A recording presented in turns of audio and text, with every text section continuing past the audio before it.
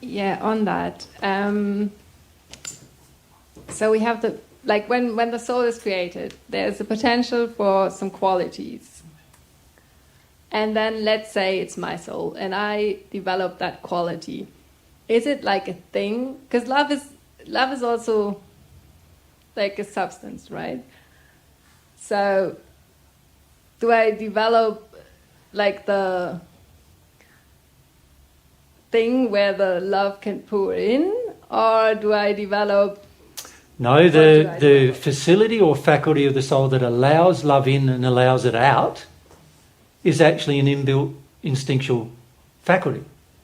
But you deciding to allow how much you allow in and how much you allow out and what type of love you have, because there's lots of different types of love, that is under your control. So an example of that is how much love you have for your children might be different to how much you have for your husband. And that might be different to how much you have for your mum and dad. And it's a different kind of love. And then how much love you have for yourself has to be worked out in all of that as well. So, and the feelings that come about from the expression of that love and the intensity of that love, they have to be developed. But the ability to receive love and give it is an instinctual part of your soul. And the love itself, is it like God's love, so it's a substance that's floating around? It's like God's love in the sense that it's a substance, but it comes from your soul, not from God's. It's something that you have the ability to develop in its strength, or you have the ability to suppress it. Because the use of your will determines how much you suppress it or grow it. So an example of that is I can be effusive, like expressive in my feelings of love towards Mary, or I could be just like, you know, hi there, darling, how are you? You know, like, now, obviously, if I'm, hi there, darling, how are you, type of thing, it does sound like I'm quite bored, right? And it does sound like, you know, there's not a lot of love coming out of me when I express it like that. But when I am expressive, my expression will involve my feelings, which is a soul quality. And the power of those feelings is developed, not automatic. So how much power there is in those feelings will be up to me. And then there's also my expression in terms of how I express it sensorially. So talk to Mary, say, I love her, you know, I love you. Or hug her, right? Or pick her up and carry her to bed. Or, do you know what I mean? These are all expressions of the power, you could say, of my love for her, aren't they? Yes. Yep. And I can suppress that or even make it go away completely. This is what happens with a lot of relationships, isn't it? At the beginning, they're like all over each other, right? But 2 years later, it's like, can we get a divorce? You know? And if you don't feel like you can, then it's like, I've got to live with her for the rest of my life. What? So the love you have for her, that's in you.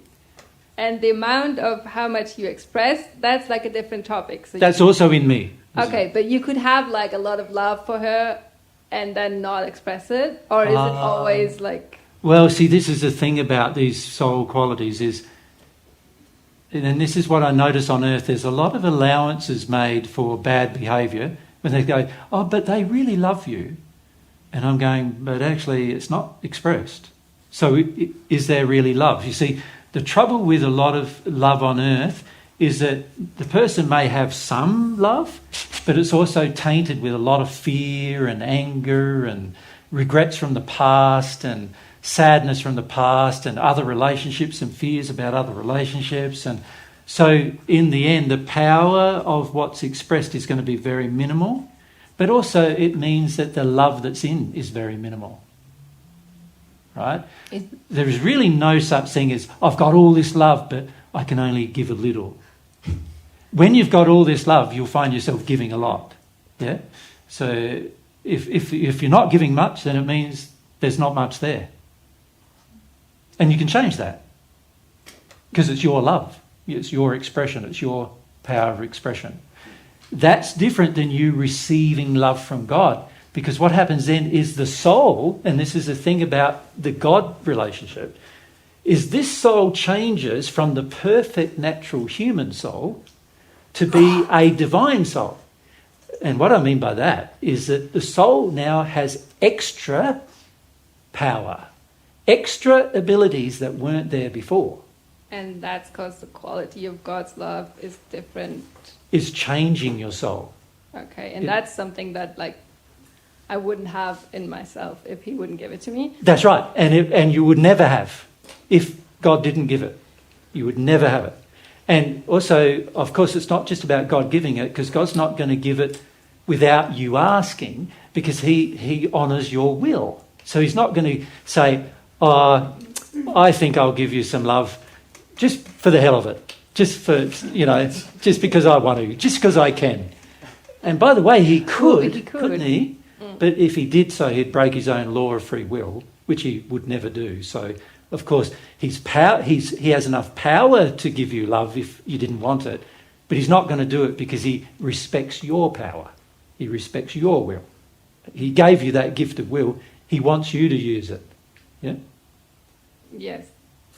Can I ask one more question? Sure you can. Because what I'm actually concerned about is, I think, like, sin. Like, if I saw your soul and I was like a spirit and I could see your soul, then I would see the love in there, like a substance lying around.